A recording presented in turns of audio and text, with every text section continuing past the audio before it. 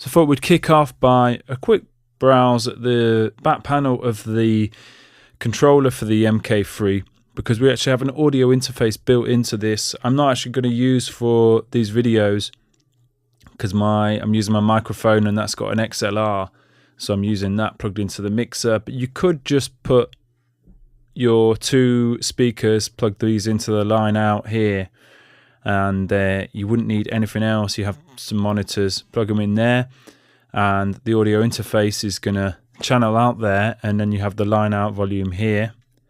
So that's really cool. So you don't actually need if you're just purchase this, you don't actually need a separate audio interface because you've got one built into the hardware. And we also have this microphone input, so it's a jack input. My microphone's XLR, which is why I couldn't use it for these videos, but you have your mic input and your mic gain, some line ins as well. So if you have another piece of hardware, a synthesizer or something, you could actually just plug that straight into the line inputs. We're going to look at recording using a Machinist sampler in one of the later videos, so you can just record audio in there. We've got the headphone socket here and the headphone volume. We've got MIDI in, MIDI out, sustain and expression pedal, the USB, and the power button over here, powers on and off, and this power supply which boosts the light on the you might not be able to see it too well. You might notice the light's dim there when I unplugged it, so it increases the light, which is useful if you're using in a dark basement, sweaty club or something, and you want some increased light on the RGB color displays. So loads of really useful stuff on the back panel of the hardware controller. Now let's jump into, I'll point out is actually as well, if we shift over to the software quickly, for your preferences, to make sure in your general hardware preferences, so the audio preferences here, we jump here. So if you wanted to use the Maschine MK3 as your audio interface, you select it here. I've got the Apogee Duet USB selected because that's the one I'm going to be using. That's my audio interface.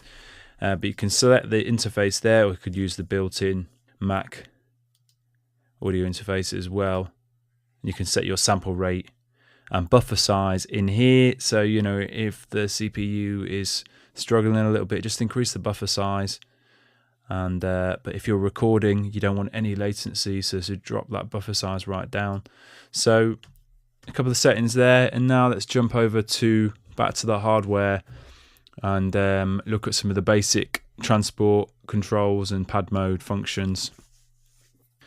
So we'll now take a look at some of the more basic functions, but very important functions of the controller. And we'll start with these three buttons to the right and this encoder here. So I've got a little pattern loaded up. We're going to get into browsing and loading in the next video. I can initiate playback here. And for starters, we have this volume control. And you can see it's lit at the moment. So with that lit, and we notice when I pull this down, we can see the master volume there. So I can control master volume with this highlighted. Click it again, and we're no longer controlling the master volume with the four-way encoder. We can also control swing. So I click on the swing button now, and now this encoder is no longer going to be controlling the volume, it will now control the swing. And we can see master swing has appeared up there now. We can hear our beats are much more swung. So it's moving hits. It's usually the 16th notes or the syncopated hits, not the ones on the beat. Not the ones on the beat or on the offbeat, but the syncopated ones. It's moved them and it creates a nice funky sort of swung groove. So there's swing. Click it again, no longer controlling swing. And also the tempo button. Actually, you could just turn down the swing. And then tempo. At the moment we're 120 BPM. Can speed it up. slow it down, press it again, no longer controlling tempo.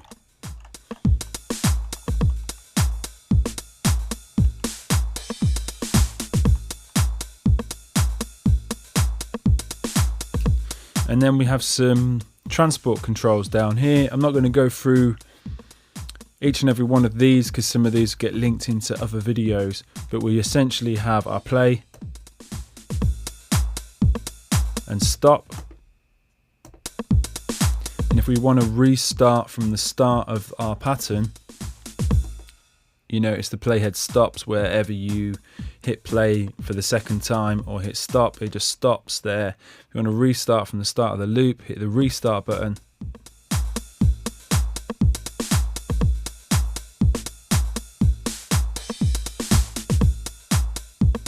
And so we also have a few other things down here, the record button. So we're going to get into recording some patterns using this. We have our arrays, also doubles up as a replace, and loads of stuff is double function on this controller, and where it has the capital letters and the smaller case underneath, the shift button will activate the double function in all these cases, as we'll discover as we move through the videos. Tap tempo, metronome, and follow and grid buttons, and also this loop.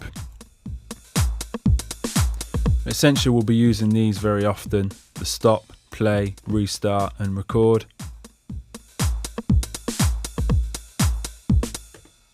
And with some sounds loaded in here, what's quite nice is the pad mode over here, and we've got a video dedicated to the pad mode and all the stuff we can do in here. But if you click on the pad mode, you notice I was in events previously, I clicked onto the pad mode and it just brings up my group and my sounds, and I can see I've got a kick drum, snare, hi-hat, open hi-hat, and I can just trigger them.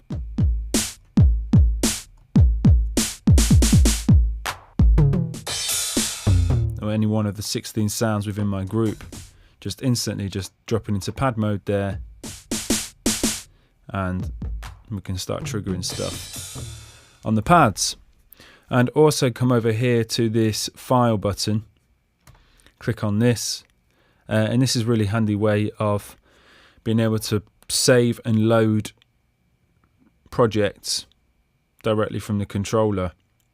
So what I could do here is going onto the file button, I could go to new, and I could load a brand new project, discard the current one, don't want to save that, and it just loads an empty project ready for me to start adding sounds to. Or I could save it as, and then I would have to switch to the software and have to type in what I'm wanting to save it as, and also navigate to where I want to save that project. I can hit cancel. Save copy just very quickly duplicates the project. So we're working on this and we think this project, we think we want to make some changes. Before we make all those changes, we could just quickly go save copy, and that just very quickly just creates that backup. And then we can make some changes and think we don't like what we've done there, but we've saved over it now. We could quickly revert to that saved copy. So that's a pretty handy little function. And then we have our recent projects in here, so we could load one of these. You notice I kept saying, I pressed save copy a few times and it's just duplicated this new project. So we can browse and load sounds in there.